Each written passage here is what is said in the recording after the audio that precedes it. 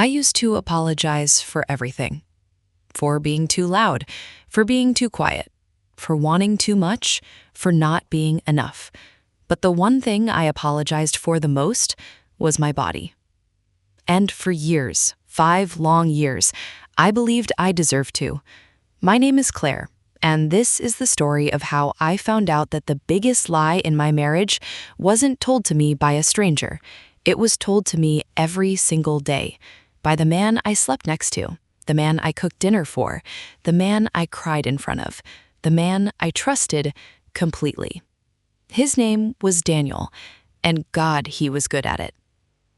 We met when I was 24. He was 31, older, confident, the kind of man who walks into a room and somehow the room just reorganizes itself around him. He told me on our 3rd date that he wanted a family, said it so casually like he was ordering coffee. Yeah, a couple of kids, a real home. That's what I'm working toward. I melted. That was exactly what I wanted. I had wanted it since I was a little girl. I used to name my future babies. I had a whole list. I know, but I was that girl, the one who just knew she was meant to be a mom. So when Daniel said that, it felt like the universe pointing a finger and saying, him, that one. We got married 2 years later. Small wedding, beautiful. His mom, Carol, was there, crying happy tears in the front row. My dad walked me down the aisle. It felt like the beginning of everything. Beginnings are tricky, aren't they? They look so clean when you're standing in them. The first year of trying felt normal. Everyone says it can take time, so we weren't worried. The second year, I started getting nervous. And Daniel, bless him, so I thought, he was calm. These things take time, Claire. Don't stress. Stress makes it worse. He said it so gently, so reasonably, I believed him. By year 3, I was tracking everything. Temperatures, cycles, windows. I became obsessed. I cried in the bathroom at work once because I'd miscounted days. I told no one. That's when Daniel suggested we see a doctor. I remember feeling relieved. Finally, we'd get answers. We went in for testing. It was uncomfortable. It was clinical. It felt like being turned inside out in a fluorescent-lit room. But I did it. I did everything they asked. And then came Daniel's results.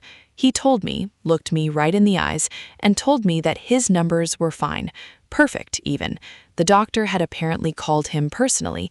Everything was great on his end. So the problem must be me. My results came back borderline. Not a clear diagnosis, not a definitive anything, just borderline.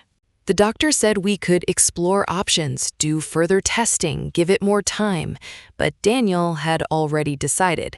The results speak for themselves, Claire. That's what he said. Not unkindly, not cruelly, just matter-of-factly. The way you'd say the sky is blue or the check's in the mail. Certain. Done. And I just nodded. Oh, I nodded. See, here's the thing about shame. It doesn't need to be loud. It doesn't announce itself. It just quietly moves in and starts rearranging your furniture. And one day you look around and realize you don't recognize the place you're living in anymore. I stopped talking about babies. I stopped looking at strollers in stores. I stopped answering questions at family dinners. When Daniel's aunts would ask, "So, when are the little ones coming?" I would excuse myself to the bathroom, and Daniel would say, very softly to whoever was in earshot, "We're dealing with some things." A martyr, a saint. Poor Daniel, dealing with his broken wife. I apologized to Carol once, his mother. I pulled her aside at Thanksgiving and I said, "I'm sorry I can't give him children." And she hugged me. She hugged me tight, and she said, "Don't you apologize, sweetheart." I thought that was kindness. I didn't understand it yet. Okay, so 2 more years pass, 5 years total into this marriage, and something shifts in Daniel. Not dramatically. Daniel never did anything dramatically, but I felt it. Like a temperature change, a degree here, a degree there, and suddenly you realize you're standing in a different climate altogether. He was protective of his phone, always face down, always. He started going to the gym at odd hours, 6 in the morning, 10 at night. Work trips popped up that felt vague, just a regional thing. You wouldn't know the people. I asked questions and got answers that felt like walls, polite walls, reasonable walls, but walls. And every time I felt something was wrong, I talked myself out of it because I had been trained to believe that my instincts were faulty, that I was the emotional one, the broken one, the one who misread things. That's what 5 years of quiet gaslighting does to you. It doesn't break you all at once. It just erodes you, slowly, like water on stone. Wait, no, like him on me. A colleague at work, her name is Jess, mentioned surrogacy one afternoon in the break room, just casually talking about her cousin, and something lit up inside me. I brought it home. I said, "Daniel, what if we looked into surrogacy or a donor?" He looked at me like I'd suggested something absurd. Why would we do all that when the problem is on your end? That doesn't make sense. And something small and hard crystallized in my chest. Not anger yet, not even hurt, just clarity, a tiny chip of it. Because the thing is, he said it wrong this time. Before, he'd been gentle. Before, he'd been patient. But this time there was irritation underneath it, like I was inconveniencing him by wanting a child. The child he had told me on our third date that he wanted too. So I did something I'd never done before. I made an appointment. A second opinion, a different clinic, different doctor, different set of eyes on my results. I didn't tell Daniel. The appointment was on a Tuesday. I told work I had a dentist visit. The doctor, a woman, Dr. Hensley, was kind and thorough. She reviewed everything. She ordered a couple of new tests. She asked me questions Daniel had never thought to ask.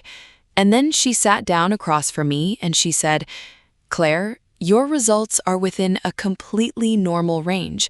There's no clinical reason you shouldn't be able to conceive." I stared at her. "I'm sorry?" She repeated it, gently, clearly, and I just sat there. I sat in that chair for I don't know how long. She handed me a box of tissues and I didn't even realize I was crying. Because here's what hit me. It wasn't joy. You'd think it would be joy, right? Finding out there's nothing wrong with you. But it wasn't. Not at first. It was grief.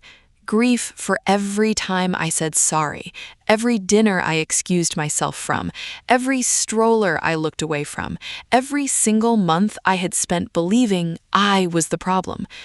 I drove out of that parking lot, and then I pulled over. I just sat there in my car on the side of the road, and I thought, if it's not me, then what is it?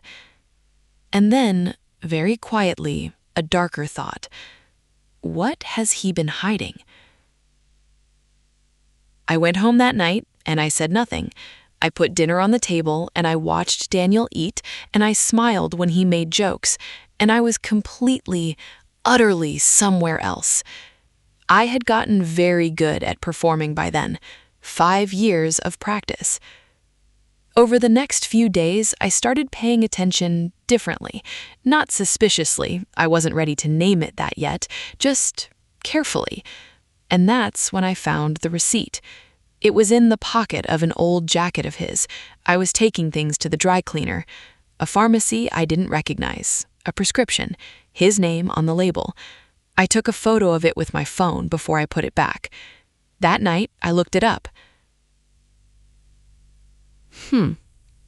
It wasn't for something common. It wasn't for blood pressure or allergies. It was a medication associated with post-vasectomy care. I had to read that 3 times. Post-vasectomy? I set my phone down on the kitchen counter. I looked out the window. Our neighbor was watering her plants.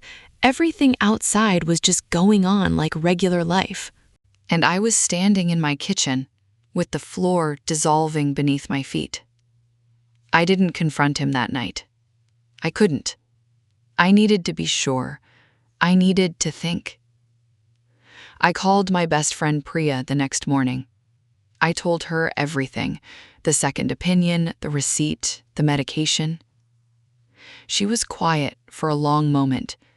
Then she said, "Claire, before you do anything, call a lawyer."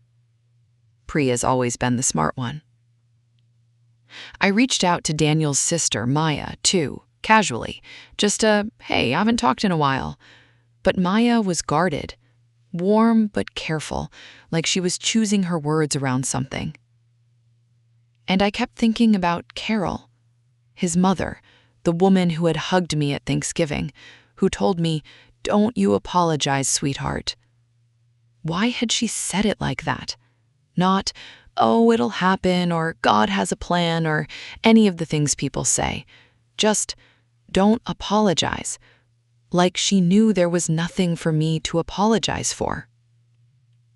Oh no. Did she know? Carol called me on a Wednesday afternoon. Out of nowhere. Daniel was at work. I almost didn't pick up. Her voice was different, quieter. She said, "Claire, I need to see you. Just you. Can we meet?" We met at a coffee shop 20 minutes from the house, a place Daniel never went. She was already there when I arrived, her both hands wrapped around her mug like she needed something to hold on to. She looked up when I walked in and her eyes were red. And I thought, she already knows why we're here. I sat down. I didn't say anything. I just waited.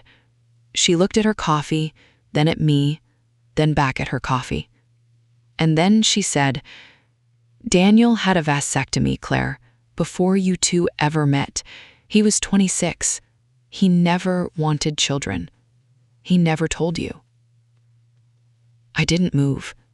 She kept talking. I could see her mouth moving, but there was this strange static in my ears for a moment, like the world had just switched frequencies and I hadn't caught up yet. She found paperwork once, years ago. She confronted him. He promised her he'd tell me before we got serious. He never did. She had held that secret through our engagement, through our wedding, through every Thanksgiving and Christmas and Easter dinner while I quietly disappeared to bathrooms so I wouldn't have to answer questions about babies. She held it while I apologized to her, while I said, "I'm sorry I can't give him children," and she had hugged me. She was crying now. She said she watched me disappear over the years, watched me get smaller and quieter and more apologetic, and she couldn't do it anymore. She said, "You didn't deserve any of this, not one day of it." I looked at her for a long time, and then I said the only thing I could think of. How long was he going to let me believe it was me? She had no answer. Neither did I. I went home and I waited for Daniel. I was calm. That surprised me most. I had imagined this moment, some version of it, and in my imagination I was always screaming, always falling apart. But I wasn't. I was just still. He came in around 6:30, set his keys on the counter, said, "Hey," without looking at me. I said, "I know about the vasectomy, Daniel." The silence that followed was the loudest thing I've ever heard. He went through it all. Denial first, "What are you talking about?" Then something that looked almost like calculation, his eyes moving like he was running options. Then anger. "Who told you? Was it my mother? I can't believe..." And then, when he realized none of it was landing, something else entirely. He sat down. He looked at the floor, and he said, "I didn't want kids, Claire. I never did, but I knew if I told you before we got married, you would have left me." So he let me believe I was broken for 5 years. He sat there and watched me grieve myself, watched me apologize and shrink and disappear, because it was easier than being honest. I asked him once more. I needed to hear it. "How long were you going to let me believe it was my fault?" He didn't answer. I told him I'd spoken to a lawyer. I told him he needed him to leave. He packed a bag, slowly, like he was waiting for me to stop him. I didn't stop him. I stood in the kitchen while he walked out the front door. I heard his car start. I heard it pull out of the driveway. And then I just sat down on the kitchen floor. Not dramatically, not sobbing. I just needed to be low to the ground for a minute. That was 14 months ago. The divorce is final now. I kept the apartment. I went back to Dr. Hensley, my doctor, and we talked about my options. I'm not rushing. That choice is mine now.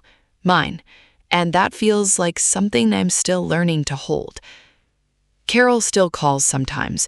Our relationship is strange and tender, and I'm honestly not sure what to do with it. She's not a villain in my story, but she's not without fault either.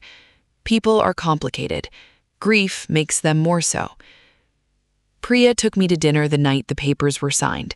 We drank good wine, and she said, "You look like yourself again." And I cried, because I hadn't realized how long I hadn't. Here's the thing I think about most now. Not the vasectomy, not the lies, not even the years. I think about the version of me that sat in that clinic parking lot alone, shaking, pulled over on the side of the road with the truth finally in her hands. I wish I could go back to her. I'd sit in that passenger seat and I'd say, "You are not broken. You never were. Every crack you found in yourself was put there by someone who needed you to stay small, and you don't have to stay small anymore." See, the deepest betrayal wasn't what he did to our marriage. It was what he did to the way I saw myself. He didn't just steal my time. He made me the one holding the shovel. I buried my own confidence, my own worth, my own belief that I deserved to take up space in this world. And I did it willingly because I trusted him. But I'm done apologizing for my body, for my wants, for my voice, for taking up space. If you're sitting somewhere right now and someone has made you feel like the problem, like you are the thing that needs fixing, please hear me when I say this. The people who need you to be broken are the ones who are afraid of you whole. I'm still putting myself back together. Some days are harder than others. Some mornings I wake up and the anger is fresh all over again, and I let myself feel it. I don't apologize for that either. But most mornings now, I wake up and I feel something I hadn't felt in a very long time. Free.